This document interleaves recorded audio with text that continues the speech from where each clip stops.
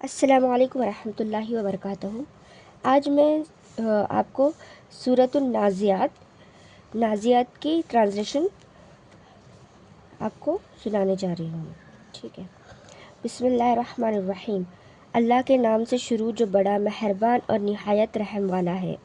ان فرشتوں کی قسم جو سختی سے جان نکالتے ہیں اور ان کی جو آسانی سے نکالتے ہیں، اور ان کی جو تیرتے پھرتے ہیں پھر لپک کر آگے بڑھتے ہیں،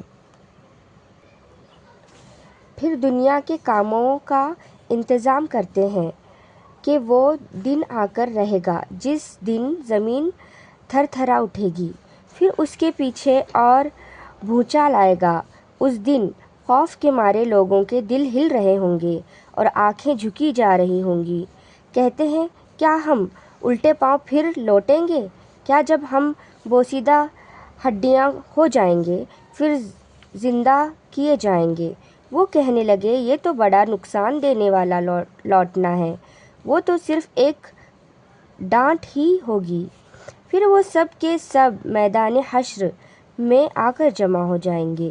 اے نبی صلی اللہ علیہ وسلم، کیا تمہارے پاس موسیٰ کا قصہ پہنچا ہے جب ان کے رب نے ان کو پاک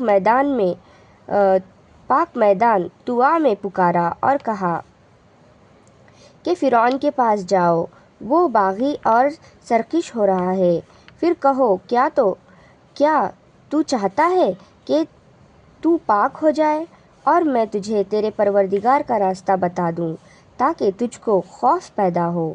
پھر موسیٰ علیہ السلام نے اس کو اپنے رب کی بڑی بڑی نشانیاں دکھائیں، مگر اسے جھٹلایا اور نہ مانا۔ اس نے جھٹلایا اور نہ مانا، پھر لوٹ گیا اور تدبیریں کرنے لگا اور لوگوں کو اکٹھا کیا اور پکارا اور کہا، میں تمہارا سب سے بڑا رب ہوں۔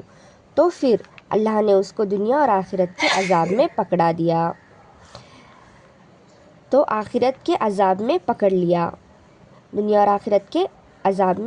پکڑ لیا اللہ نے اس کو۔ بلا شبہ اس میں بڑی عبرت ہے اس شخص کے لیے جو اللہ سے ڈرے۔ کیا تمہارا بنانا مشکل ہے یا آسان؟ کیا تمہارا بنانا مشکل ہے یا آسمان کا؟ اسی نے اس کو بنایا، اس نے اس کی چھت کو اونچا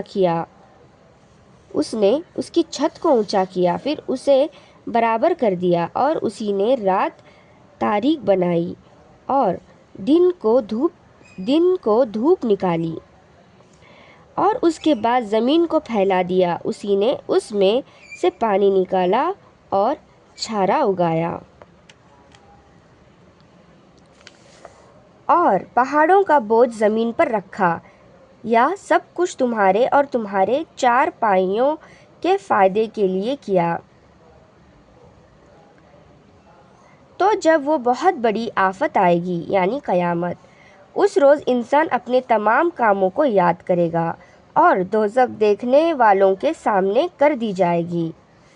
تو جس نے سرکشی کی ہوگی، یعنی گناہ کی ہوگی، اور دنیا کی زندگی کو آخرت کی زندگی پر مقدم سمجھا، اس کا ٹھکانہ دوزخ ہے۔ اور جو اپنے رب کے سامنے کھڑے ہونے سے ڈرتا ہوگا اور نفس کی خواہشات کو روکا ہوگا، تو اس کا ٹھکانہ بہشت ہے، یعنی جنت ہے۔ اے نبی صلی اللہ علیہ وسلم، لوگ تم سے دریافت کرتے ہیں کہ قیامت کب ہوگی، سو اس کے بیان کرنے سے تمہارا کیا واسطہ ہے؟ اس کا علم تو صرف تمہارے رب ہی کو ہے، تم تو صرف ڈرانے والے ہو ان کو جو اللہ سے ڈرتے ہیں۔ گویا کہ جب وہ قیامت کو دیکھیں گے تو خیال کریں گے کہ دنیا میں وہ ایک شام یا ایک صبح رہے تھے۔ جزاک اللہ خیر۔